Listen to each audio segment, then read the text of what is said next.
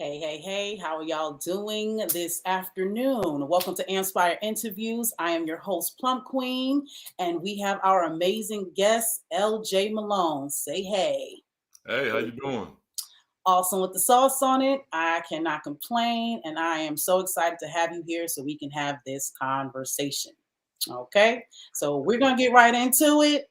I just want to let you guys know LJ Malone, community advocate, super dope. Think I met you about a year or so ago. Me and my cousin attended your restaurant Heaven, I believe it was. Yeah, that was about 4 years ago. Oh, Yeah, see where my yeah. mind is Time, at? man, time is flying. That was right before. I It think right is. before you started the podcast. You were telling me about it though. That you were about to launch it. Yeah, you haven't See? stopped. No, I have not. Can't stop, won't stop. I'm saying, well, that salmon was popping, by the way, just to put that on out there. The salmon was good. You know Appreciate what I'm that. saying? But I appreciate that you're here to have this conversation about redlining and gentrification. These are the conversations that need to be had. You know what I'm saying? I am myself a community advocate, and I just appreciate you being here and educating us, on this because I know what gentrification is, but I've never heard of redlining until I saw your post. So thank you. Thank you for being here. And we're going to get right into it. So define what redlining is and why is this a problem? Yes. Well, redlining is a practice. Actually, it really began like in the late 1930s, early 1940s. It was in response to the Great Depression. Actually, it was fueled by racism more than anything. Where you had of course it was Jim Crow in the South, but there was a there were national laws and policies put in place to have it to where after the Great Depression, public housing was created, and these public housing projects or what have you were meant. You had black projects and you had what we call white projects. And the black projects, the black people, they weren't allowed to own their homes. And the white projects, they were able to eventually own those houses. But more than anything, there was a housing shortage. So aside from just the housing projects, you had a lot of white citizens of America that were now they didn't have homes. They were looking for homes. So the government put together this housing policy where they allowed uh, white residents of America, all over America, not just in the South. It wasn't just a Jim Crow South thing. This was Cleveland. It was in New York. What was the name of it? You had Levittown in New York. You had places in Cleveland. A lot of different places all over the United States that were creating these neighborhoods or these what we call suburbs now, where they were giving white citizens free home loans, basically, or we're making it so that no matter what your job was, you were going to be able to afford a house that would be considered like around $100,000 price house. Now it was around that time like around $7,000, but they were allowing any and every white person to get a home, and they were denying black folks the rights to be able to get home loans themselves. So they created these different neighborhoods with the same philosophy, where they were starting to build these different neighborhoods and section off certain neighborhoods with this strategy in mind. And as they were creating these neighborhoods, lines were drawn, and these zip codes to where these lines were drawn or were had data that showed how much or how many black versus white people lived in these particular zip codes or neighborhoods. And if there were any black folks on the paperwork, whether it's individuals or collective or community, the banks would refuse home loans for black folks because of this policy. So this policy continued for like 40 years. Really, I mean, really, it really continues to this day, just in different ways. But it was an overt thing. This was not secret. It wasn't a conspiracy. It wasn't any of that. This was out in the open, in your face. President Roosevelt instituted and pushed these policies in the beginning, and it kept on until like after Nixon, really. So, long story short, when we see today we have what we call the white neighborhood and black neighborhoods, this didn't come because uh, white folks just automatically already had that wealth and just were able to build these neighborhoods, and black folks, just couldn't afford to live anywhere else and that kind of a thing.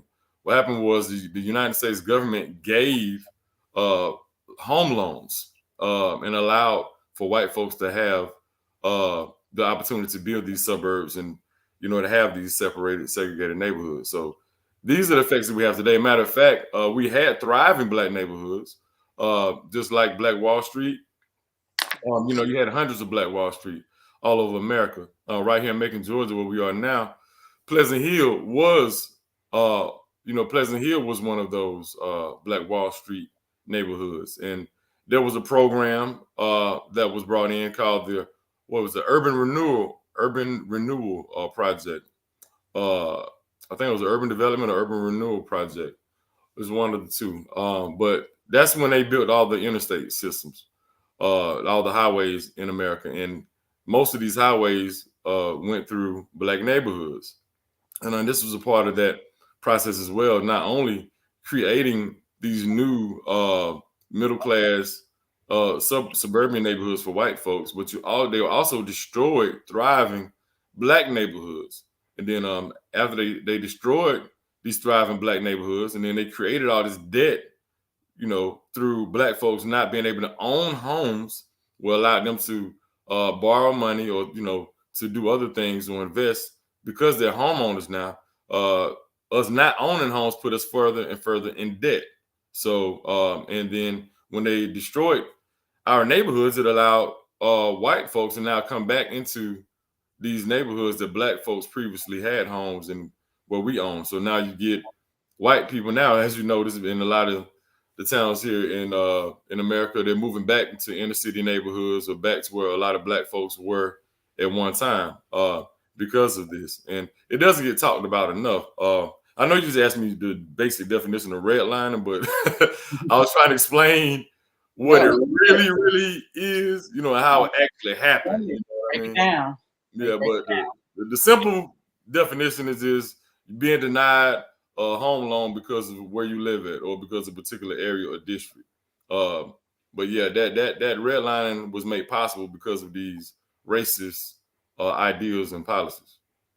Okay, so with that being said, examples of how that is today, because that I've never been a homeowner. I'm not in that space just quite yet, but I definitely hear how difficult it is even to this day. You know what I'm saying, to do that. So can you give us some examples of how redlining still shows its face? Oh yeah, absolutely. Right now, the biggest word you hear now is blight. Every time you turn around, we have this blight issue. Y'all seen somebody talk about Central Park in New York with Seneca Village? Absolutely. I saw you post that. That was definitely a neighborhood that they created that way. There was a Black neighborhood that they destroyed. But yeah, this blight that they talk about. Every time you turn around, they're saying, "Oh, we have this blight," especially in Macon, Georgia. We have such a blight issue, and it's contributing to the crime, and it's hurting the environment, and it's hurting property value, and all these types of things, right? But nobody ever really talks about where the blight came from, right?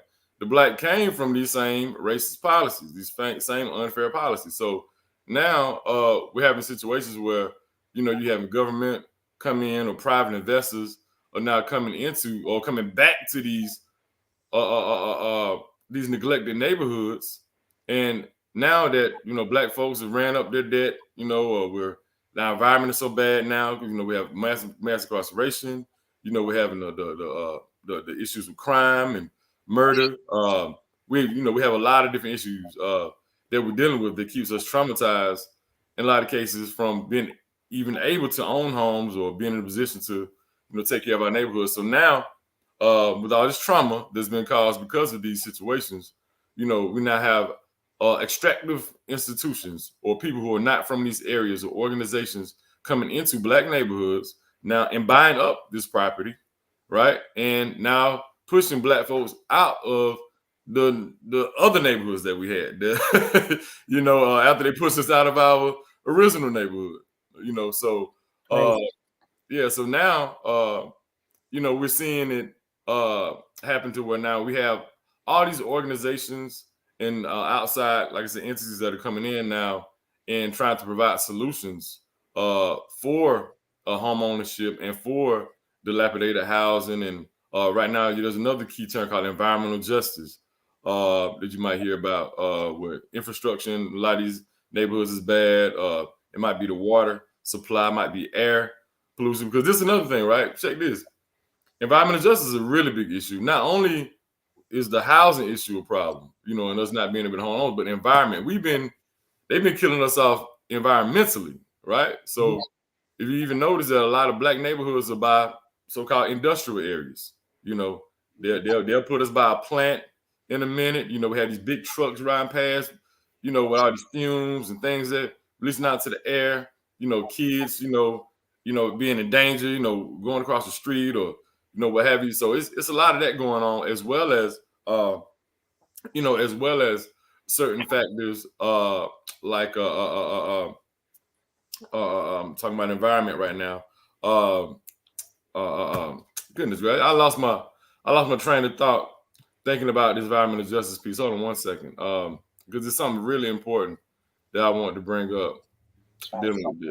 I understand it happens to me all the time. No, I'm sorry about that, but yeah, environment. If you can't, just look up environmental justice. You got just see how the different areas. But this is what I want to bring up. Yeah, I just found this out, right? That in black neighborhoods, predominantly black neighborhoods, that it is on average 10 degrees hotter in black neighborhoods than it is in predominantly white neighborhoods. Like the temperature is literally 10 degrees hot. This is a fact. Like, this is real data. You can look this up, right? So just imagine where you are being 10 degrees hotter, or you being hotter. When people talk about the crime or why we frustrated or why we dealing with different stressors or what have you, a lot of that has a lot to do with it, because in our neighborhoods we have like less green spaces, like less trees and green spaces, parks, things of that nature. It keeps the area cooler, as well as just for landscaping purposes when it comes to development or things that you want to have in your area. I mean, nobody wants to build certain things around industry or parks or bad streets or bad air quality, bad sewage systems, things of that nature. So environmentally, there are also, there are a lot of issues that we're faced with, and we're having to depend on outside entities to come in and solve those issues. But yeah. I never thought, about, where a community is based off the environment.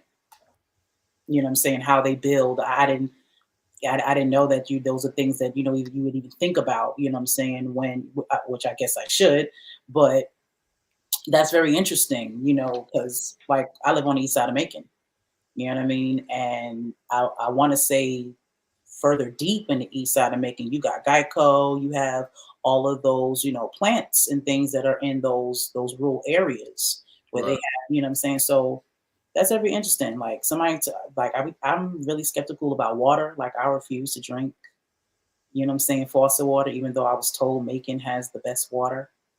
I don't know how true it is. How do you seem to know the statistics about Macon?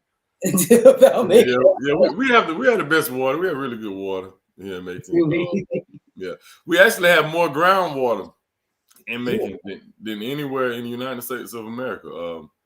Macon has a really big history. It has a long history. It's long. There was actually the ocean in Macon, like what, 500,000 years ago. Macon was ocean, like from on past East Macon on, like the Morgan River on out. Okay. It was ocean. That's why they call it the fall line. You ever heard of fall line before? Yes. Right. So that's where the Piedmont meets what they call the coastal plains. So this was the beginning of what they call the coastal plains. So everything here is, is flat going out like towards Savannah and that kind of stuff, right? So, you have people that have, this is why you have so much swampland going out to the bottom of Georgia, right? And stuff like that. So environment plays a big part into development in general. Like right now we have the Indian mounds that are here in Macon, right? And there's $1 billion being put, like I'm saying again, $1 billion being put into the Morgan National Monument, which is here in Macon. And Macon is the first place that people actually practice agriculture 12,000 years ago in America. And it has 18,000 years of continuous habitation, right? Meaning people live here right here in Macon for 18,000 years. And it was the capital of what they call pre-Columbian Native American history. So, right. So the Creek Nation, all over, they they came right here to Little Macon, Georgia, and it made things happen. Somebody said Macon just stinks, but hey, you know, the paper mill, the construct, what he was saying, environment. Oh, the environment, definitely. Like if you go to they have those paper mills, and that stuff does stink. But going to what you were saying about no doubt. The environment is very important when you're talking about development. Right. So like if you're from Macon, right, and you go to the South Side. Well, I'll say I've lived in Macon for 18 years. I'm not gonna hold it, but I'm from New York. I was born and I was raised in New York, so I'm from here, but I'm not from here. I've been here I've been in both places for half my life. I'm 37, so I've been there 18. I've been here 18. So yeah, but I'm from New York. But yeah, but sorry, Macon, I love y'all, but we love you too. We love you too, Queen. But peoples are from here. Like my last name is Houston, so all my folks is from Twiggs County. I'm sure you know my cousins. I'm sure you know plenty of my cousins. I'm quite sure I do. Yeah, but I was gonna say, yeah, like, and people from Macon, like when you were talking about like Macon stinks, it's like on the South Side, in South Macon, people would always say that for years, like, man, South Side is stinking, man, because of the paper mill, like what you were talking about, the paper mill, right? But if you go like by Houston Avenue or behind Houston Avenue, even in Macon, what do you see? I mean, you see all these plants, Armstrong, the paper mill, all these different industrial areas. Like, it used to be a park out there, South Macon Park. They had to shut the park down because the land was contaminated. You know? Yeah, right. Like, to this day, it still has some issues with that. But you know, a lot of these different areas, you'll see that, you know, where they put all this unwanted stuff or industry and industrial parks and all that stuff around these predominantly black neighborhoods. And then, you know, of course, even environmentally, even with food sources, you know, when they talk about food deserts nowadays, you know, that's a big issue, you know, so, you know, we're not able to get the food that we need. Then we have all this concrete and bad dirt and bad lands. We can't even grow. We can't farm anything. So we become totally dependent. And that's where redlining and gentrification is so near and dear to me, because for one, it doesn't get addressed in Macon. That's why I talk about it so much. Like, I go to a lot of these forums, I go to a lot of these you know, meetings and stuff where people talk about development, or hey, what are solutions? What can we do to help Macon? What is it that we can do to get us out of these situations? But nobody ever talks about the history. Nobody ever talks about what happened to us. So like, how could you can't develop, even like when you were saying, well, you know what, I never thought about environment and this and that or what have you, right? But you know, like the seed is dependent on the soil, period. So you know, so if I don't know what I'm planting or where I'm planting, then I don't know what's going to come out of that. You know, I don't even know if anything will come out of it at all. So that's what's going on right now. Isn't that we haven't historically addressed these issues here locally here in Macon and a lot of different cities across America, where the history of why people are in these positions is never addressed. And we have to continue. We continue a cycle that we never address. You know, and it's really hurting us a lot. And we're having all these outside investments in these organizations, nonprofits too, coming in the name of art, in the name of developing your community, is impoverished people or whatever, and it's not going to really benefit anyone, but said organizations or whatever people, because they're not working with the people, they're not building people, they're only building buildings, and they don't care what happened to the people who need these homes and who live in these buildings. Now, gentrification, the first time I noticed that, it was here in Macon. I want to say it was at Tender Heights Projects. Oh yeah, that's my family grew up at. Okay, well, when I moved out here in 2004, so I remember being there once. I knew some people who lived there, and I remember being there. And then over the years, once they started developing Mercer College, you know what I'm saying, all of a sudden, because I used to take that bus to go to school, the Macon bus to go to school, and they just tore it all down. I was just like, well, damn, where the project, and I wanted to know where those people went, because they completely, they shut it all the way down, and then they just build up these new homes. And I want to say they're dorms. They're supposed to be dorms for the students, if I'm not mistaken. Right. Why is that legal? And because my thing is, knowing the history and all that, what can we do as a people to fix that, because they're going to do what they do. They got they have the resources, they got the money and all that. So what can we do, the people who live in these places, what can we possibly do to counteract that? Well, I'm always talking about something else. I mean, you know this. That's why you trying to set me up. Culture. I mean, like, you could answer that. You could answer that, Queen. You're the expert, because, like, for me, I know a lot of things, but I don't got I don't have the scholarship. You see what I'm saying? So I don't have the numbers like you do, like, statistics and all of that. So I feel like that's what we need to hear. Right. So it can be tangible, because it's just saying that we need to buy the block. That sounds nice, but how do we do that? Well, culturally, right? See, culture creates economics. That's what we first need to understand, right? Nile Valley. There's this documentary called Happy. What talks about the Nile River and the Nile Valley civilization, ancient Nile Valley civilization, and it talks about how the Nile Valley was the center of industry and economics for Nile Valley region, and how ecology creates economics, right? Mm-hmm. And how our culture is so-called black folks in America having lost our culture, our nationality, our land, our everything. It keeps us from having a framework of identity, a framework of how to maneuver. So therefore, everything that we do is fragmented. We can't really move on the same accord or same page, because our intellectual property has been stolen, mm-hmm. right? So when it comes to us, there's a triangle of culture, right? I learned this when I was doing this training through something, and it talked about the triangle of culture, right? And you had this triangle, and everything in the middle rests on respect, right? But mm-hmm. on there you have trust, transparency, and accountability for the triangle of culture, right? But everything rests on respect. Say that one more time for the people. Trust, transparency, and accountability, right?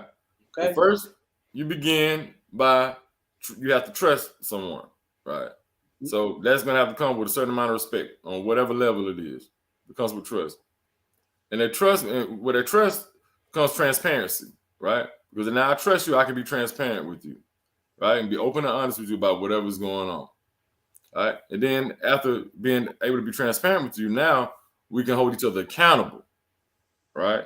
Because now we know that we trust one another, we're open with one another, and we have respect for one another. So we know how to measure these things that allow us to hold one another accountable, right? So right now, our biggest problem is measurements.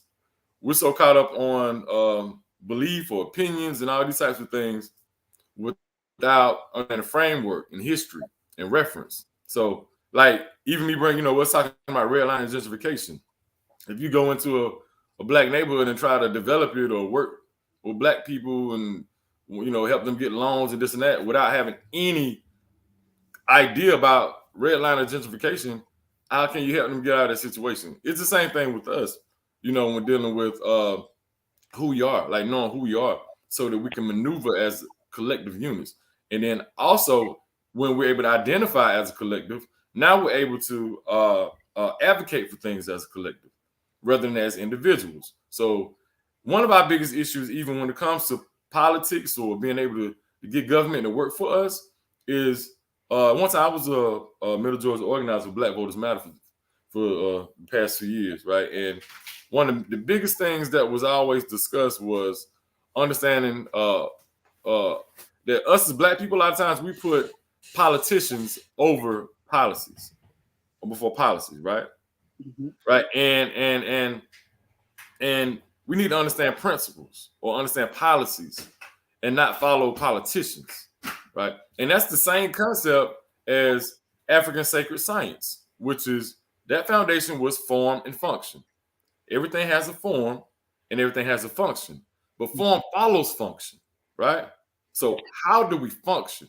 Functionality. We need to understand principles. In our African sacred science, when you get into stuff that people practice might not know, but like E5, Kemetic science, and Yoruba, all these different things, that's what it's based on. It's based on universal principles, right? So there's a word called axiom. An axiom. Axiom is something that's self-evident, right? Like how they have in, what is it? We the people hold these truths to be self-evident and all this stuff they put in the mix, right? Mm-hmm. Self-evident, right? That goes along with self-determination, right? Because us as a black people right now, that's what we're missing for us to have a culture.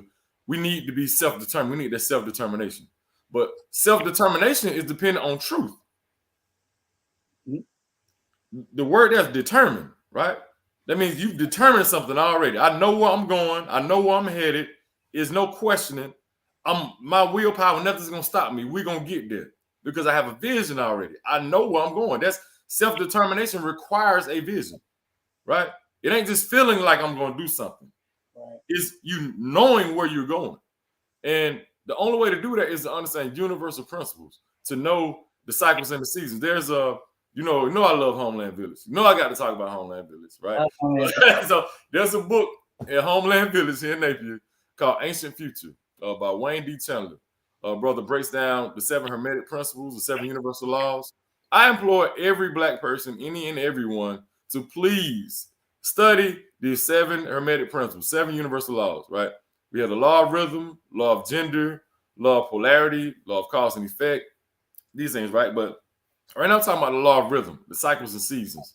How everything has a different cycles and seasons. And us as a people need to understand that. We need to understand cause and effect, how everything has a cause and effect, right?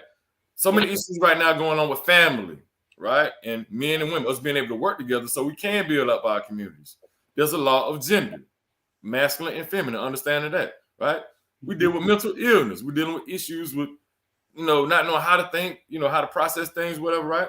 There's a law of mentalism that breaks down mental, spiritual, physical, and how mental is we exist in 2 planes at the same time. I can talk like that with you. We ain't being political. This AMPspire Media Network. Right. Some places I can't talk like this. Oh yeah, no. We got Sundays with spirit on. Saying right. So it's hard to talk about the redlining and gentrification, even community issues, if you can't talk about spiritual issues and this and that. And that was the difference between our culture and other cultures. Where we combine our spirituality is everything. So it's not separated from what we do in the so-called physical or secular world. Like there is no secular world. Like we're spirits with a body, not bodies with a spirit.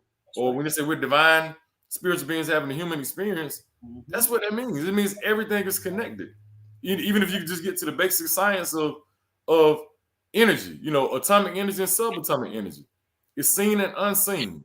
That's all that it is. And they make all these different things so complicated, but it's not that complicated. If we want to get ourselves out of this rut, we need to get back to our African sacred science. It's the cheat code, point blank period. You feel me? We're being tricked by patriarchy, by imbalance, by chaos, all of this because we're not following natural order. We had a matrilineal society, right? That was balanced. But we you the solo shot for this, so they don't think that this is a man telling y'all this. Go on, tell them. We lived by a matrilineal society. Ancient African, really every civilization, even Native American civilization here, every indigenous civilization lived by matrilineality. Indo-European Aryans coming out of the Caucasus Mountains and other areas, they brought the whole concept of patriarchy. And it was a reason for that. It's metaphysical. It's more to it than just what we see on the surface. There are a lot of things that correspond with masculine and feminine energy that certain powers that be don't want us to understand. It's bigger than male and female, and we got caught up in this fight. Feminine energy is understanding the source of things. It is understanding geometry, right? Feminine, the feminine is the circle. Masculine is point A, point B. It's non-linear and linear. You got right brain, left brain. You got spiritual and physical that coincide with these things. You have magnetism, which is a feminine attribute, and electricity, which is a masculine attribute that coincide with one another. Everything in existence is electromagnetic energy. The magnetism is the passive force, passive resistance. Electricity is the active resistance, the active force. Why does all this have anything to do with gentrification and redlining? Because we got to understand power. There you go. As above, so below. There we go. Law correspondence. Somebody knows something in here. You know what I mean? Like, we need to understand these principles before we start getting into how we do, right? There's a elder named Brother Peace at Homeland Village, and he says this all the time. He says, it's too much mobilization without organization. Right? We want to do everything. We want to go, hey man, let's go do this plan. Let's go do this and do that without knowing what we're doing. Right? Science. We got to get back to alchemy, get back to relationships, understand how everything works collectively together. Get away from this selfish mindset. There was no devil in our original spiritual system. You know why? Because the devil was just a selfish person, a selfish entity. Anything that was against divine order, a natural order. That's it. It wasn't somebody making you do something. It's you understanding your higher self, your divine assignment, natural order. Follow that. If we all follow that, we're all on one accord. We're all moving as a collective. Soon as you say, my ego, my lower nature, I want to do what I want to do, I don't care about the collective, that's the devil. All right, so we need to get away from this devilish thinking. That's how we're going to get rid of redlining and gentrification. We have to start thinking as a collective. We have to start thinking scientifically. We have to know what environment and natural order is. We have to know what nature is. How we gonna fix nature or fix our environment if we don't even know how nature works? You know, plant a seed, plant a little garden or something. Definitely shout out to Homeland Village. I can't wait to get my car, because once I get my car, I'm gonna be up in there all day. Can't wait. Oh, you about to be blessed tremendously, sister. We appreciate you already did. Shout out to LJ Malone for dropping the gem. You know what I'm saying, to get me financially on point. Like, you know what I'm saying, coming through with gems and bags. I appreciate it. That's what it's about. That's what it's about. I got something else for you. All right, let's hear it. I'm here for it. I hope y'all here for it too. Let's get it. Right. Oh no, I can't drop it on here. I got it off here. But if anybody, you know, y'all. Oh, that's exclusive. Appreciate it. Oh, sorry, y'all. I'll let me check it out, and you know what I'm saying, if it's shareable, you know I got y'all, because I definitely shared the opportunity. I definitely shared the AmeriCorps opportunity. I asked if that was okay. So if anybody want to take advantage of it, I believe the next time it is available, it's definitely up there. That's what I'm here for. I want to share, you know, these things. So on a regular basis, I would like to connect with you anytime there's anything going on in the community. AMPspire Media Network wants to be the person, you know, wants to be the place to distribute that. No doubt. I'm with that all the way. Yeah. So, yeah, we have some other opportunity. Inbox me if, you know, people you want to make some extra money. You got something going on, you need a little side, something, second, something, or if you don't have anything, let me know. I got some opportunities right now. So you can have your people inbox me. They're looking for something. I surely will. Absolutely. For sure. But I appreciate, you know what I'm saying, you saying that. I was not expecting you, honestly, to go there, but this is exactly why I have the programming that I do on my channel, because everything is connected. I would not be doing what I'm doing if I had not, you know what I'm saying, connected to my ancestors. Once I got spiritually grounded, that is when my purpose came. This is my purpose. This is not a job. This is truly what I'm here to do. You see what I'm saying? So the more I connect with my ancestors, the more I find the path. And don't get me wrong, I'll go through my shadow work and my issues and all that stuff, but I'm leading in the right direction. And this is why I want to learn about these things, because I want to buy land. My peoples live out here. I'm definitely trying to get some of that into Twiggs County. Like, those are the things that I want to do. I want to grow my own food. You know what I'm saying? I want to have a place where people can actually come. You know what I'm saying? If there is a food desert, you know, type situation. I feel I don't know what's going to happen in the future with this country. So I want to have certain situations set up. So if I'm right, you could get that, you can get them coordinates and you can get to this spot, you know what I'm saying, where you can get the resources where you can be safe.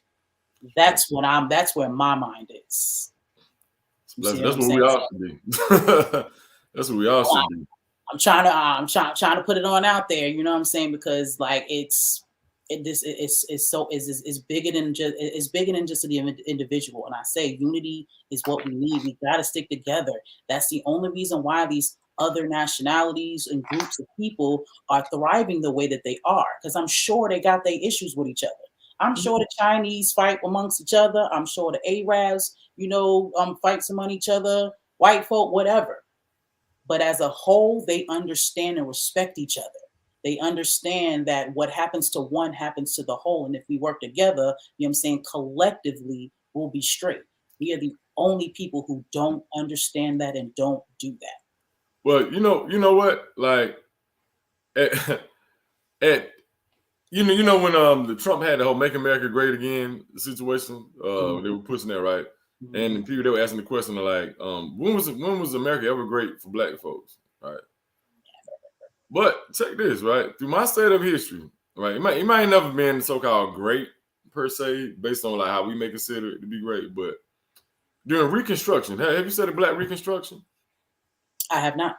Okay, I implore anybody to study Reconstruction. That was right after slavery. That's right after the 1865 through like 1877, and just on after. But that's what allowed for the creation of Black Wall Street and a lot of these other all Black towns, because what we got to realize is that after slavery, white folks weren't doing nothing. Black folks had all the skills, and there's nothing, not trying to be racist or none of that. I love all people, just by the way. I love all people, but I call a spade, period.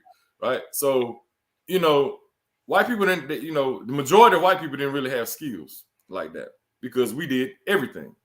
Right? So that's why the first union came from, so that you had the Industrial Revolution now, because the system changed from one of a direct, you my slave, you're gonna work on my plantation, to now we're gonna create these industries and create unfair advantages for whites to take advantage of these industries, rather than Black folks being able to take advantage of these industries. And now, not only are we going to give a lot of these whites the opportunities in these industries, we're going to get rid of this productive mindset that Black folks have now by having all of their own everything, their own grocery stores, their own hospitals, their own any and everything you want to name. We had it, we had our own, right? But your audience be going in. But shout out to the audience. Shout out to everybody checking in. Right? That's my cousin. Oh, your cousin. Yeah, but right. But we had all our own stuff, right? And the so-called industrial revolution, you brought all these factory jobs. It brought all this dependency on consumership, and people now becoming consumers, right? Instead of us now producing our own. And you had government and white mobs, KKK, Jim Crow. You had all these different white supremacist organizations that destroyed any sign of Black progressiveness, period. They destroyed whole towns. They intimidated us from voting, from doing any and everything that they could to keep us from being a part of mainstream society, right? And at one time, we were working together. We did know what it meant to, be a community or a village. But right. It's two parts of our history is not told. We're not told about our accomplishments in a lot of cases, but we're also not told about what happened to us, what these folks did to us. And that's what this conversation is about. RedLining and gentrification. It's talking about the adverse, intentional plot employed to destroy us as a people. Like, this was intentional. This just didn't happen by chance. That's right. Us as a people, we do know how to work together. Our science, our culture, that's why we're so tribal. That's why we love little cliques and want to be together with family. We love that. But we're just missing our principles. They took away our principles. That's so right. We don't know how to measure things anymore. They got us caught up on belief. I just believe something, or my opinion is greater than this fact, or something that somebody could prove. So that's what, that's keeping us separated, what have you. But the spirit of who we are, we really do want to work together. We really, truly do love each other. Unbelievable. That's where a lot of this killing and shooting is coming from, to be honest with you, because I deal with that every day. It's coming from hurt and trauma. Mm-hmm. It ain't coming because I hate you. Right. It's coming because I hate myself. That's facts. People not killing because they hate the other person as much. They're killing because they hate themselves. They don't know how to handle their own feelings. We don't understand how our feelings are really just our thoughts in motion, energy in motion, emotion. But our thoughts come from here. Well, actually, they don't come from our brain. That's another story. 90% of our neurons are in our stomach. But I was only saying that to say that our thoughts, right? Everything begins with the thought, right? And we got to get back to getting our intellectual property. I know a lot of folks say reparations in form of they want money, they want our property, this and that. That's cool. You feel me? But what are we going to do with captain's back? You know what I'm saying? Let us make bread off the electrical light and the bulb and everything that y'all make money on, which is how they built the country in the first place. Come on, man. How they have this generational wealth. You know what I'm saying? Because they own everything that we created. Let's give what's that woman's name? Lax, Anna something Lax. Let's give her family the patents to, you know what I'm saying, to penicillin and all of the medication, you know what I'm saying, that is being built because that was built on her DNA. Every medicine that is taken now was built and produced from that woman's DNA. That is a fact. Absolutely. You know what's even so funny? What's the movie with the FNASA with the three with the black women who had to figure everything out for NASA? Come on, if you don't know, somebody always it is a shame. What is the name? Yeah, relax. That's my dog. Keep up his shit. I'm so proud of you. That's right. So proud of you. He is on it. Yes. Yeah. They use her. They use her DNA pretty much for any and everything. For pretty much everything that they wanted to create. It wasn't just even penicillin. Black woman. That was like for everything, right? Yeah, but remember the movie The Hand something the Lord Made. Mos Def played in it. He a black man is actually the first person who performed open heart surgery. Right. He actually created the tools and actually taught the doctor who did it. He had to walk him through that whole process. He used his equipment. That was his assistant who helped him do it. Y'all can watch it. Something the Lord Made. Mos Def was played the main character in that. Yeah. What is it? He was self-taught. He was a self-taught surgeon. He's taught himself how to do open heart surgery. No medical background. Right. This is like you have what is it? The medical papers from Kemet, the oldest medical papers that Imhotep. You had we had so many different papers and texts to show that we were doing hidden figures. Thank you for that. Hidden figures. I'm gonna get back to that after I talk about this little one part about we already practicing. We were already doing brain surgery. We had all types of cures and solutions. Any and everything on the planet, we already had it, right? So actually, I don't think we've even really truly rediscovered a lot of the stuff that we didn't know. To be honest with you. But yeah, Hidden Figures, that movie, it kind of goes back into the point I can really kind of make that's one and the same, in that the first mathematicians on the planet were our women, period. And we get the word ma'at. You know what I'm saying? We understand the word ma'at and the root word of the etymology of mathematics, gets back to ma'at.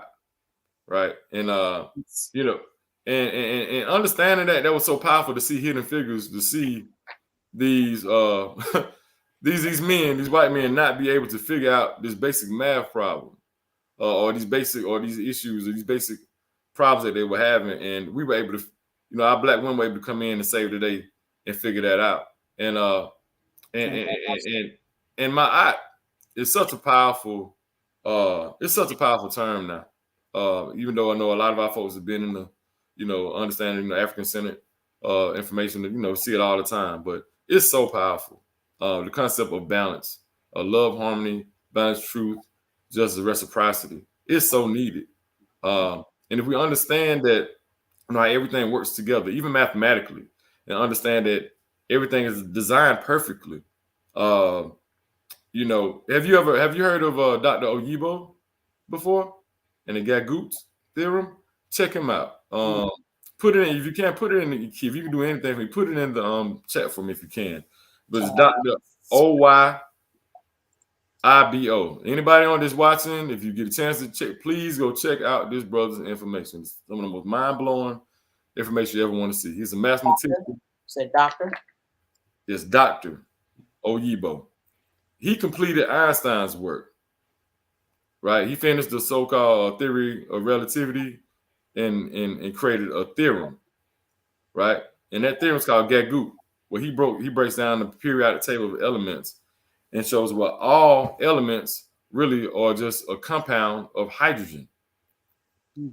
Hydrogen is the base element in nature. Then talked about how the ancient Africans were able to turn scrap metal into gold, and he broke that down very simply how they were able to do that just through understanding those compounds. And when you understand mathematics and how everything was designed perfectly, you'll understand that, yeah, even though, yes, we are divine spiritual beings, or like some say, yeah, ye are gods, right? But we don't really create anything. Like nothing is created. Explain that. You can only transform or transcend something. Okay. Because everything is raw material. Everything already so-called exists. We're pulling out of, like I say, we exist. That's, you know what I mean? That's that prefix X, that means you're coming out of something. What do we come out of? It's not just out of your mama's womb, right? We came out of, you know where I'm at, don't you? I've never heard this before, but I'm with you. I hear what you're saying. So, but this is very deep. I've never thought of that perspective. Right. So understanding the source. Everything has a source. Right. That's why we base our civilization on matrilineality, because everybody came from a mama. So we were always monotheistic. We never, all these, when they say all these different gods, or Netzeru, Orisha, what have you, they represent different aspects of nature, principles of nature, psychological dispositions. You know what I mean? It didn't mean we worship all these different so-called creators. We understood how everything worked together. But we were monotheistic. We knew that there was a one source for it all, but it was unfathomable. So we recognized it through laws, principles, universal laws, principles, attributes of nature. So therefore, these laws and principles of nature allow us to see how things actually operate and work. But the feminine aspect was the part that was venerated first, because it's the source. Tell that to Adam. Yeah, the atom. Tell that to the atom. I'll tell that to the atom, or atom. I'll tell that to atom. I say tell him. Yeah, but yeah, we need to understand those original creation stories. A lot of these different things. We start studying a lot of our ancient African creation stories and traditions. We'll see where all this stuff just came from, man. Like, it's real simple. But I promise you, me and my brother Chuck Henderson, that's my best brother, right? We're working on a book now on the cheat code. We're gonna be breaking down these universal principles and how they affect us in all facets of our life. But it's gonna come from a hood perspective. We're calling it hood metaphysics. You know what I'm saying? We're gonna deal with all the ratchet, everything. Ratchet and Nancy. Yeah, man. We gotta keep it good. That's what we need. See, stuff like that makes me happy. Yeah, man. Stuff be so simple if we can just put it like drug dealers. They're nothing but businessmen. All you got to do is change the product. Right. You know what I'm saying? Like, you know what I mean? Like, and if we can just talk their language, that's, we just need to talk their language so they can understand. They make everything so complicated. You know what I mean? And that makes it seem like it's not tangible to us. But if you just explain it, that's like me. I'm a very intelligent person, but I'm not a scholar. I don't all the research and all that. I'm more of a creative, and there's a lot of things that I know innately, and I express it through creativity. So it's people like you know what I'm saying, that I try to connect with. You know what I mean? So it can mesh together, because you need those measurements. Like you said, we don't understand measurements. So we need that in there. but we all are creative though. That's why music is so heavy in our community. You know what I'm saying? Whether it's negative or positive, we gravitate to that. So yeah, you and Chuck need to have a show on here because that's the connection. You know what I'm saying?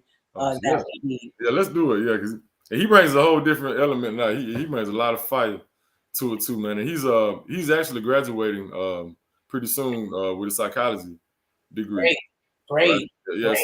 so he's a member of the Association of Black Psychiatrists, right? The AABPA. Oh, I want to interview him because that was another thing. I tried to get into psychology and I couldn't make it past a certain point because it just innately just did not resonate with me because of my African spirit, my thought process. Right. I couldn't allow myself to, I felt like I was being indoctrinated and I Right. was disagreeing. Like I would fail my tests simply on I would get bad grades based off of me. It's almost like I was arguing, with their science. So I need to connect with people like that who's gone through that process and have that knowledge, and we can mesh this together.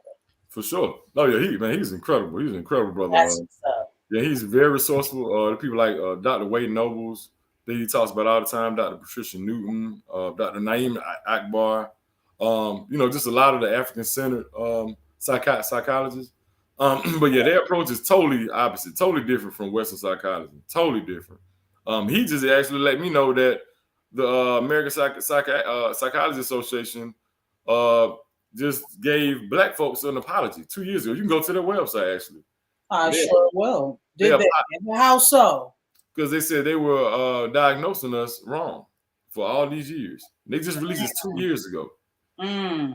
So basically saying that culture, like authenticity has been said as being the root cause of being inauthentic has been the root cause of mental illness. Right.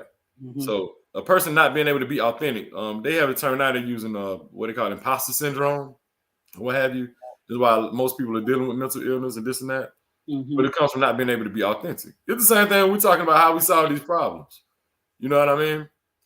It's a matter of knowing yourself first, knowing who you are, having an identity, having a frame of reference, like what's your history, knowing which way to go, how to go based on their identity, right? So now I'm able to express myself authentically and just be myself. So if I'm not able to express myself authentically, that means I'm being something other than who I truly am. So this is what they say. If you, how can you really fix my issues if I'm not actually expressing them? Right. I'm not even being myself, and that's what's driving a lot of our people are suffering with mental illness and don't even know it. Seriously. I mean, I know specifically here in Macon. Absolutely. Right. Absolutely. And I'm so glad you said this because I have this thing because, I'm super Black power, all about my, about my people. But as an amputee and just as a person, I'm also a spiritual being. And, I deal with souls. So I fuck with whoever fucks with me. So I got white friends, I got Black friends, I got Arab friends. I have, I have people that I resonate with, in every culture. That's right. And I've been trying to be sensitive, to the psychos of, and it's been a battle within myself on standing ground and, trying to fix the issues in our community. Because I feel that we need to fix our own issues as a collective. Just like I feel like Chinese people, y'all do y'all thing. I'm actually cool with the segregation situation in certain, in certain areas because we need to come together. Like, I feel like Black children should be taught by Black teachers because they understand us. Those are technically their kids. You can teach us what we, you know what I mean? And It's not to say that you can't learn from other, from other nationalities, but we need to teach us about us. You cannot possibly teach my child about, about themselves. Like you said, culturally, we don't do things the same. We don't think the same. So that will be a contradictory, with them growing up because you're teaching them one thing and they're, and they're experiencing something else. But when you say that, it seems like you're being racist. And I'm not trying to be that way. But for the issues that we have, because we're so disconnected from our culture, we need to fix those things on our own. Yeah, that was a trick too, man. Like making us feel like we can't say black or certain, deal with our culture in public spaces. That's the trick. It keeps us from being able to deal with our issues specifically. No other race of people has that issue. None of them, right? And them keeping us from being able to identify with the specific nationalities, knowing which countries of origin we come from, even the whole story they give us about Native American history and stuff like that. It kind of it keeps us farther apart from knowing who we are, right? But at the end of the day, let me give you an example. I remember about 15 years ago, I would go to a lot of these forums dealing with violence, right? And I go into these spaces in the city hall around different white folks, black folks, whatever, and 90% of the murders or the killing or whatever and making will always be black. Of course, we're dealing with our people because we're the ones that's dealing with all these issues. So I would mention that in public settings or whatever, and it would just be like, it's just so, you say the word black. I say, black folks are killing each other. We got to deal with black people. Like, we can't say black or, it was like walking on eggshells or something. I never cared. I say black. I didn't care. If y'all scared, y'all can be scared. I know what's going on. But I saw eventually where it became cool to say, I guess, black in public spaces after Black Lives Matter or after the Trayvon Martin situation and stuff, like, you know what I mean? Mm-hmm. Like it became cool to say black. You know what I mean? And it was so weird to me that like we couldn't say the word black or deal with black, even though everybody in these rooms know exactly who's dealing with these issues, who's perpetrating it. Like we all know the cycle, but we can't say the word black. It's because these folks understand the system. They understand that once we identify first, then we can deal with the issue. If we don't identify where the problem lies at and we can't detect where it's at, then we can't deal with it. We've got to come from a cultural standpoint. It's done intentionally. They're keeping us from being authentic intentionally. They're keeping us from embracing our culture intentionally because they know that is the solution. They know culture really cures. They know this because they stole our spiritual system. They stole our science and turned it into their own. Even when you get into the folks who so-called rule the world, I'm sorry, those Ashkenazi, the Jews, mm-hmm. A lot of even the ones who practice the Kabbalah and a lot of that, right? They ain't nothing but our science, psychobiology, all these different things, spiritual archetypes, all that stuff. Did you know that? I also want to talk about matrilineality. Did you know that Jews practice matrilineality? No, I did not know that. Yeah, maybe not the Hebrew Israelite faction of the brothers. I doubt they do, but I can promise you that they don't. yeah, but I know nothing else. I know that. Yeah, I know that too. But but the Jews, the Orthodox Jews, baby, they practice matrilineality, right? And I just found this out too about 4 years ago when I was studying matrilineality and all these, because it's a metaphysical reason why I go so deep into that, right? But they practice it, and like your mom, you can't be a Jew unless your mama's a Jew, things like that, right? Mm-hmm. But if you're looking, like you can Wikipedia this and everything, as to the reason why they practice it is for its metaphysical components or reasoning, gotcha. Right? Because they understand natural order. Nature is matrilineal. Yep, we call it Mother Nature. Absolutely. So Mother Gaia, that's the new one I've been hearing a lot. So you got to understand natural order.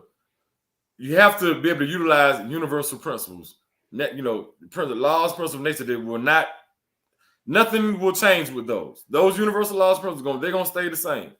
As who was Master Teacher 33 or someone else, they talked about as above, so below. Right. They said as above, so below. Yep. That's law of correspondence. Everything corresponds with one another, right? The laws and principles that govern the physical realm also govern what we will call the spiritual realm, or the atomic and the subatomic. It's the same thing. So that's where faith comes in at. That's the true definition of faith. Not believe, I'm just, I hope something just happens and all that. Nah, man, faith. You got to have faith by knowing that you can stand on truth. You know what I'm saying? Like, I know the probability. I know if I do this and do that, then I'm going to get this. Observation, experimentation, duplication. We're doing it all over again. You know what I'm saying? That was our. And guess what? We do that now and we just don't know it. Like, think about it. Say a pretty woman, pretty girl. A pretty girl knows that she can get certain things out of a man based off of trial and error. Every time a man tries to talk to her, what he'll give her something. You know what I'm saying? And she gets calls. You know what I'm saying? The same on the other end. A man knows that a woman will do this, that, and the third because of trial and error. How many women have done it? That's why, you know what I'm saying, they'll say they know you keep coming back. So we do that. We do everything in trial. We are confident in the things that have tested time.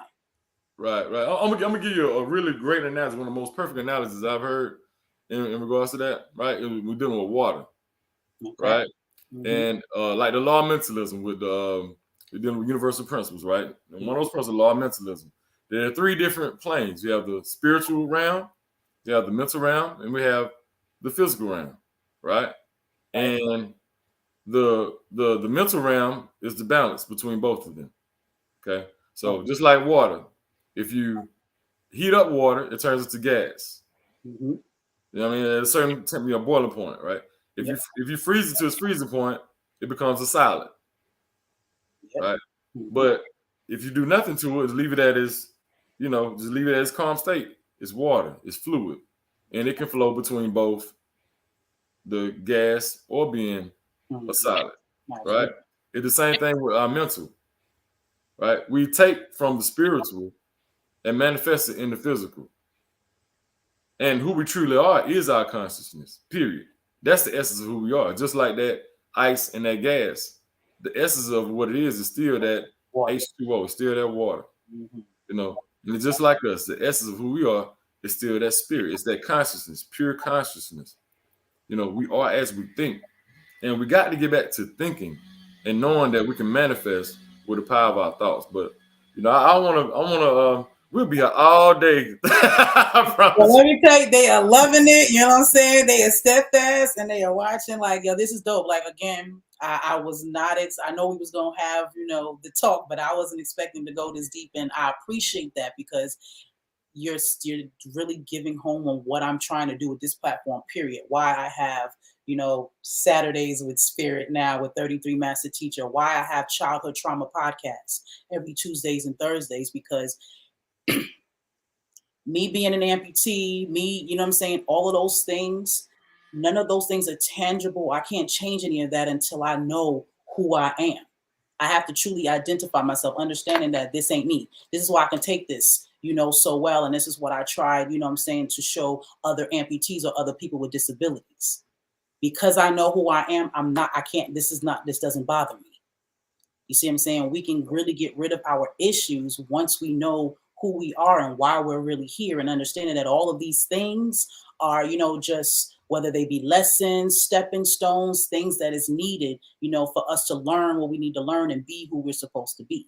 That's why I want this type of programming, so they can understand the connection. I'm not just trying to be an intuitive reader, or, I'm trying to connect those dots to really pinpoint the things that we need to take care of so we can actually get to the unity. Because the unity is what we need to solve the issues, but there's this whole back situation, this backlog that we need to fix. And that starts with foundation, culture, spirituality, and all of those things. So I truly appreciate you, letting this flow like water the way that it did. I appreciate you too. And the way you close that out, even seeing how you got the symbols that man, with that, man, come on, man. Like that represents overcoming obstacles. You know what I mean? Like the high priest of Kemet, they love problems, right? When I first heard that, I was like, what? That's crazy. I never heard that. Say the high priest of Amun and the wise of Amun, they love problems because they knew they were building a spiritual muscle. They didn't avoid problems. They ran to problems. You just helped me just now. You just gave me chip. I am the high priestess, and I have been dealing with my shadow work with my pride, with these little issues and little things that come and that make, that puts doubt and fear into my heart. And what you just said, I'm going to keep in mind. We love problems. That's what we're here for. We are here for it. So I'm going to embrace the fuck out of that. You know what I'm saying? In the moment. Please do that. Thank you for saying that. Thank you for saying that. We love you. Thank you for being you, though. Seriously, like, I know you say it all the time that you're an amputee and this and that. I don't look at you at all as even having any kind of disadvantage, disability, none of that. You know what I mean? Like, you are a true spiritual warrior. You know, you were so consistent, so dedicated. You have such a beautiful spirit. You love yourself, you know, and it resonates. You are a true inspiration, you know, and there's a lot of us that really, truly can do, you know, we got 2 arms, we can do this and do that or whatever, and we won't do nothing. I mean, you running circles around folks that can do so much more than what they're doing, and you're amazing. You're amazing, seriously. And I appreciate your consistency, seriously, and and your being so genuine, because we know that you're genuine. The topics that you choose, the people that you're connecting with, you are truly divinely guided and inspired. So we happy to be on your journey too, because I'm a supporter. Thank you so much. All I can say is reflection. You know what I'm saying? What you see in me, I see in you, and that's what I'm here for. So that just makes me feel good and makes me want to keep on going, because that means that I'm doing my job. For sure, you are. You're doing it every day. trying to get a high live, and it's about to get even better. It's about to get even better. So I really appreciate that. LJ, you need to come back. Like I said, I want to set up a situation where you can have your own show, and you know, you can just, you know, give this information on a regular basis. Well, me and my boy Chuck will have to talk to you. We got Spirit of Truth podcast. We'll talk offline. Podcast. I love it. Let's definitely talk about that. So, I know you don't. I don't know if you have any business, but you could tell folks how to find you. You know what I'm saying.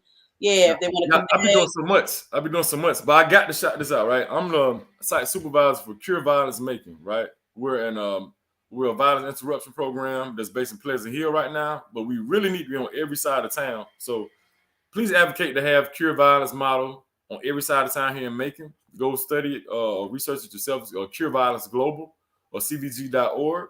But we have a Peace Week that's coming up October the 9th through the 15th. Here in Macon is going to lunch with a forum at Mercer University. We have a lot of different events going on. I have a Mind, Body, and Soul Day. Yeah, that's right. That's it right there. Mind, Body, and Soul Day at Browns Mountain. We can do a hike, go to the highest point in the city, you know, look at the Indian Mounds, all that kind of stuff. It's going to be a great week. We're going to balloon release, we're doing tailgating, we're doing movie in the park, a lot of stuff. So y'all check that out. But also just really do any and everything you can to get involved with these youth. If you see us out here doing anything trying to stop this violence, if you can volunteer your time to some of these youth, because they need it. They need some inspiration. You know, like, these kids ain't as bad as y'all think they are. The ones that got these big guns, that's doing a lot of shooting and killing, all they need is somebody to say they love them, spend a little time with them, talk to them, help hold them accountable, help them build a vision for themselves. So Making Peace, Stop the Violence, Start the Music, Cure Violence Making, follow those movements. You know, of course, Habersham Records, Making Middle Georgia Black Pages, Homeland Village. You know, those are the entities and things that I'm constantly a part of. But definitely, Cure Violence Making, y'all support that. We got Peace Week coming up, not this upcoming week, but the week after. Please, y'all get out and support that. All right, all of that, and send me all of that information, and I'll make another post. You know what I'm saying, to make sure everybody has access to that.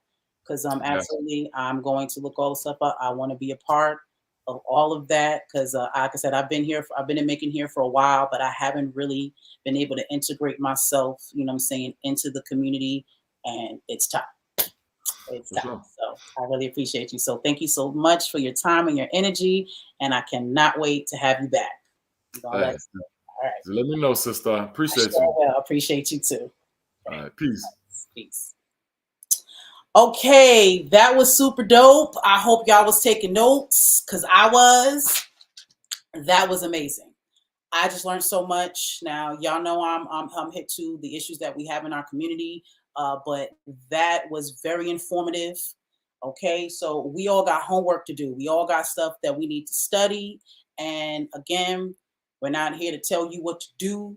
you know what I'm saying, spiritually. I can't tell you who to pray to and all that good stuff, but truly finding out who you are and having true principles is key, is the first step to even getting to the unity that we need to fix any of these issues.